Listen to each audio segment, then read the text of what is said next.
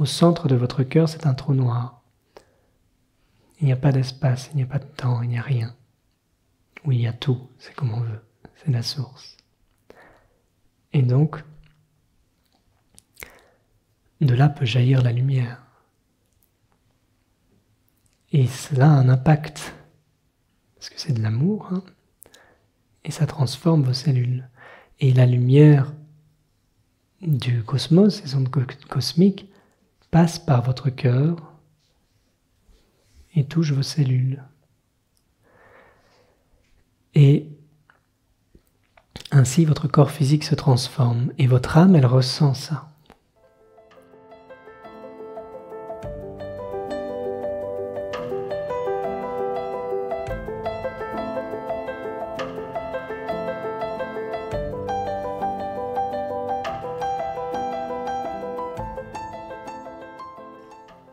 En ce moment, il y a beaucoup de mouvements dans la conscience. La conscience, c'est un mouvement en évolution, vous savez. Il y a la conscience que vous êtes, qui est stable parce qu'elle est partout. Et après, au sein de cette conscience, il y a une infinité de cycles, de plus en plus petits, ou de plus en plus grands, l'infiniment petit, l'infiniment grand, tout est cycle. Et dans votre temps incarné, c'est un temps, c'est régi par des cycles. Si vous êtes incarné, ça veut dire que vous avez une planète qui vous reçoit. Vous êtes incarné sur Mère-Terre. Mère-Terre est régie par des cycles. Le système solaire est régi par des cycles. Notre galaxie est régie par des cycles. Donc nous sommes dans ce secteur-là de l'univers, dans cette incarnation. Et ça peut peut-être vous paraître abstrait, dit comme ça, ou pas. Mais ce qu'il y a de plus en plus concret en les êtres, c'est que nous changeons de cycle progressivement ici, maintenant. Et ça se passe concrètement. D'abord, le temps semble s'accélérer. C'est une perception. Parce que le temps, c'est juste de la perception. Hein. Il n'y a rien de tangible dans le temps. C'est une matière avec laquelle on peut jouer pour créer une réalité. Ça, c'est pas encore tout à fait établi scientifiquement, officiellement. Officieusement, ça fait longtemps qu'ils le savent. Mais lorsqu'on aura compris que le temps n'existe pas, les êtres pourront se déplacer sans besoin d'avion et ça ira beaucoup plus vite. Et le cycle en cours fait que progressivement cette notion de temps se modifie fort parce que l'ADN est en train de se modifier. Parce que les planètes qui orbitent autour du Soleil, tout comme tout comme vos pensées qui orbitent autour du corps, eh bien, elles ne sont pas en train de tourner en rond, elles évoluent tout le temps, en torsade. Donc elles ne reviennent pas au même endroit. Pourquoi? Parce que le Soleil lui-même évolue, il avance lui aussi. Donc les planètes tournent autour d'un Soleil qui lui-même avance, et tout se modifie, les galaxies aussi. On ne revient jamais au même endroit. Le mental croit que nous revenons au même endroit.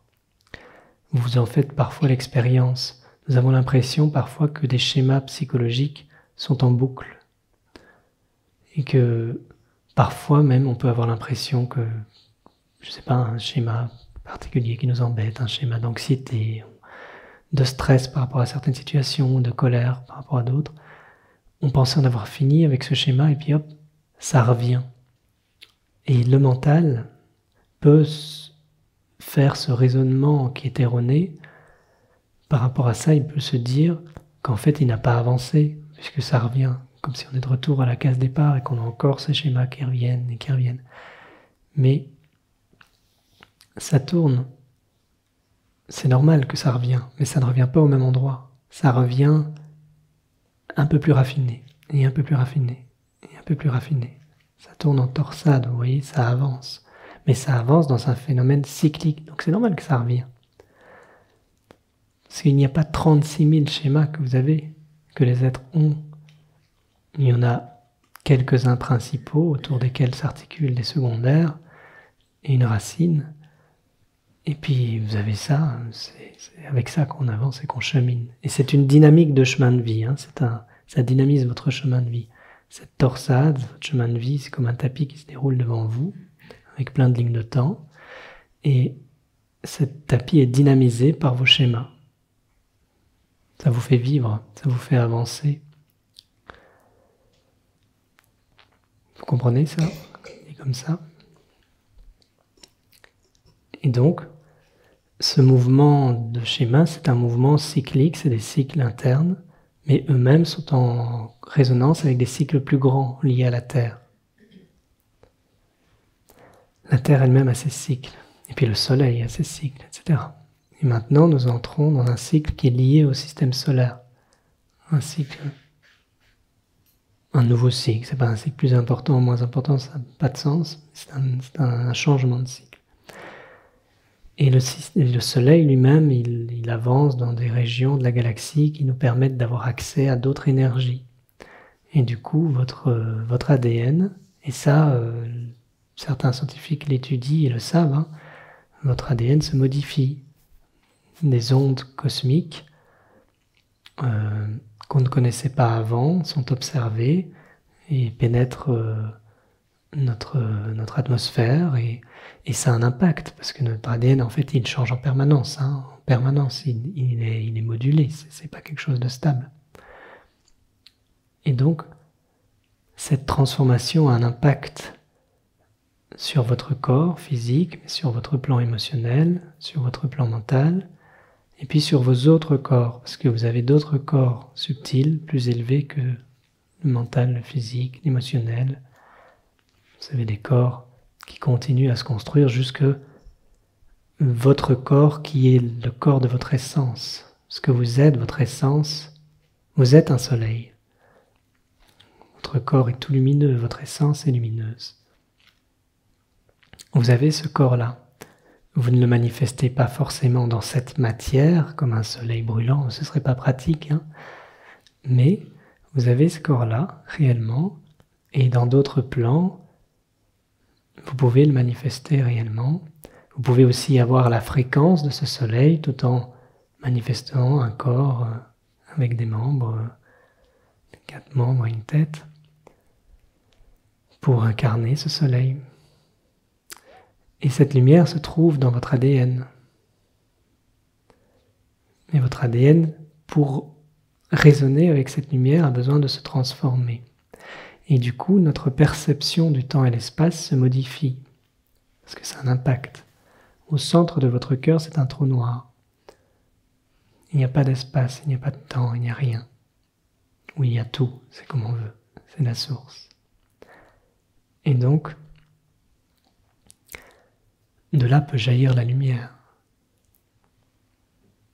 Et cela a un impact, parce que c'est de l'amour, hein, et ça transforme vos cellules. Et la lumière du cosmos, ces ondes cosmiques, passe par votre cœur et touche vos cellules.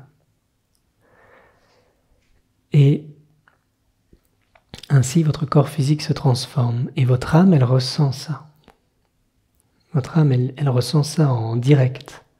Elle n'est que vibration. Hein. Une âme, c'est un ensemble de vibrations, c'est un nuage, si on veut, vibratoire.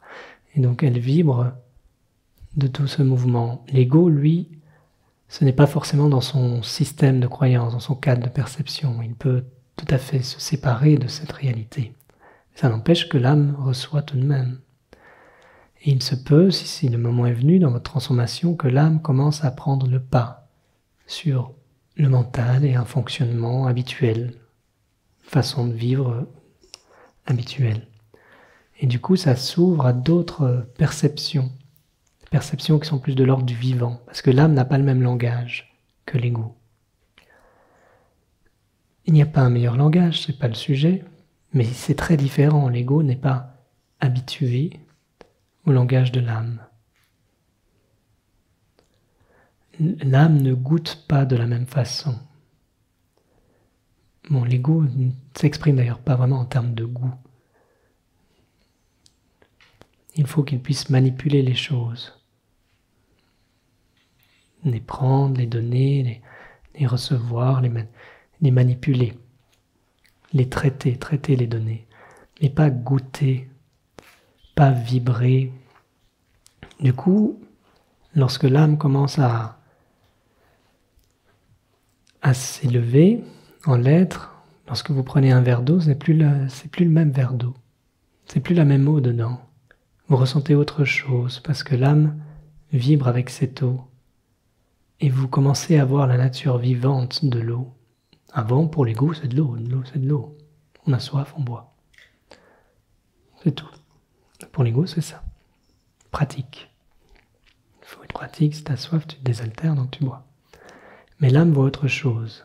Mais c'est pas conceptuel. On peut percevoir de la beauté dans ce qui est dit, mais ça devient réellement vivant. Il y a quelque chose de fort qui se passe dans le corps, et on n'a jamais goûté cette eau comme ça. On ressent vraiment que l'eau elle-même fait partie de cette âme quelque part. Elle devient vivante. Et puis tout devient vibration comme ça. Et on n'est pas attiré par les mêmes choses. Donc par exemple, la nourriture, notre perception vis-à-vis de la nourriture peut se modifier, par exemple. On est plus attiré par ce qui a de la vitalité que par ce qui a un goût fort. Le goût est tout aussi puissant, mais il devient différent. Et ce qui semblait être un goût fort pour l'ego semble aujourd'hui trop piquant, trop agressé. On a besoin de plus de nuances, plus de subtilité pour voir toute la richesse du goût, justement. On a besoin de revenir à des choses plus essentielles, plus pures. Ce sont quelques mots, je ne sais pas si ça vous parle, mais ça c'est le mouvement de l'âme progressivement. Tous ses sens sont différents. Je parle du goût, mais l'odorat c'est la même chose. Tous les sens. Et ça c'est parce que l'âme commence à se retourner vers le cœur. Elle résonne. Ce n'est plus le mental qui prend en charge des mémoires intérieures qui traduit dans le plan émotionnel par des souffrances. Ce n'est pas de la souffrance, ce sont des mémoires. Mais ce n'est pas forcément de la souffrance. On le transforme en souffrance. C'est de l'information, c'est tout. L'âme ne souffre pas. L'âme se retourne dans le cœur et elle vibre la lumière de la maison. Et en vibrant la lumière de la maison, elle traduit cette lumière. Et donc tout votre champ de perception change et on peut ainsi être appelé, avoir des appels forts par rapport à certaines choses qu'on ne comprend pas encore toujours du point de vue du mental. On peut être appelé à manger certaines choses, on peut être appelé à, je ne sais pas, aller en forêt ou exercer des activités particulières ou être en résonance avec des choses comme ceux qui se disent ici. Peut-être que le mental, lui, ne perçoit pas la nature vibratoire de ce qui se passe, et même si l'âme, elle perçoit, on n'a pas encore vraiment mis tout ça en accord. Et donc, on est attiré, mais on ne sait pas pourquoi. Ça nous parle, mais on ne sait pas pourquoi. Les vibrations, l'énergie, tout ça, pourquoi pas, mais on ne sait pas vraiment pourquoi, mais ça nous parle. Ça, c'est l'âme qui vient en connexion avec le cœur, en relation avec le cœur. Et il y a une transformation qui se fait ainsi. Et progressivement, ce plan-là prend plus d'importance que celui du mental. Dans un premier temps, ça oscille entre les deux, entre le cœur et la tête. Il y a des mouvements différents, mais ça, c'est le mouvement le plus classique. Il y a d'abord l'âme qui se réveille, et puis le cœur commence à s'ouvrir. Le mental est en dualité avec le cœur qui s'ouvre. Progressivement, le cœur prend de plus en plus de place. Cette dualité devient une oscillation entre tête et cœur. Et puis le cœur devient plus important que le mental, et le mental finit par se mettre au service du cœur. Et puis après, progressivement, on peut avancer vers quelque chose qui transcende ce mouvement entre mental et cœur. On commence à devenir cette danse unifiée. Il y a d'autres mouvements. Certains êtres font l'expérience de l'ego plus tard, ça arrive, mais c'est plus rare. Certains êtres ont aussi déjà un potentiel en eux qu'ils activent d'un coup. C'est une autre forme aussi, un peu différente dans la bataille avec le mental. Certains êtres ont plus besoin d'embrasser aussi la matière, certains êtres ont plus besoin d'embrasser le ciel. Au final, il s'agit de révéler cette unité.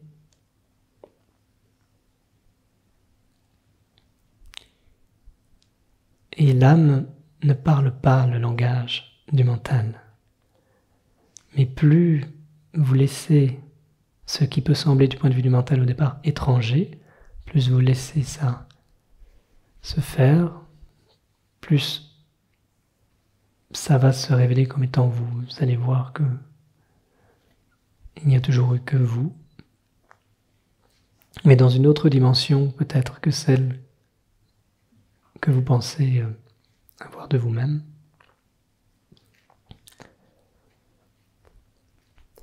Et ça, c'est un mouvement qui s'accélère aujourd'hui, parce que la conscience permet une pluie d'énergie du cosmos qui inscrit et réinscrit des choses dans l'ADN, rappelle aussi pour certains ce qu'ils savent déjà, mais qu'ils ont un peu oublié.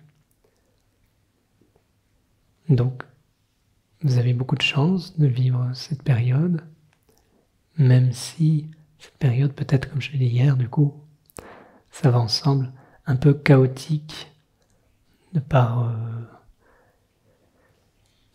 l'énormité d'informations qui se déversent et qui va continuer à se déverser dans la conscience collective.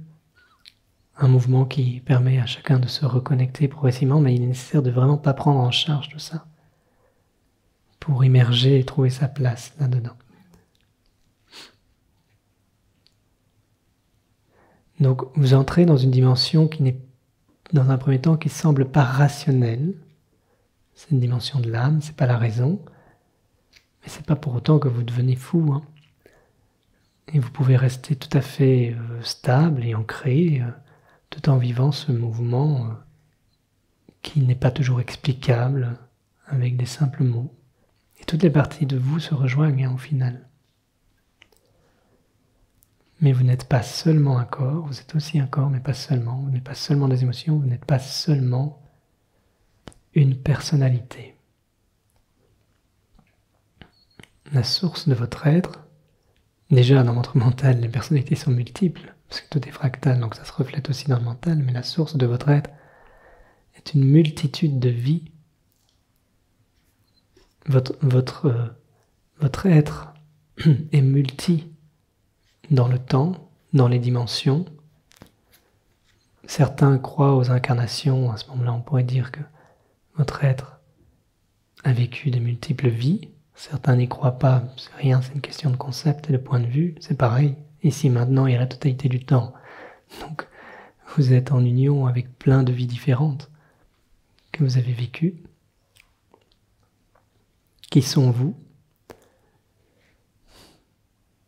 Donc, le système est bien fait pour que vous restiez quand même calé dans ce corps là maintenant, et pas dans plein d'autres vies, pour que vous puissiez fonctionner, mais vous êtes aussi, et pas seulement cette personne, vous n'êtes pas limité à ça.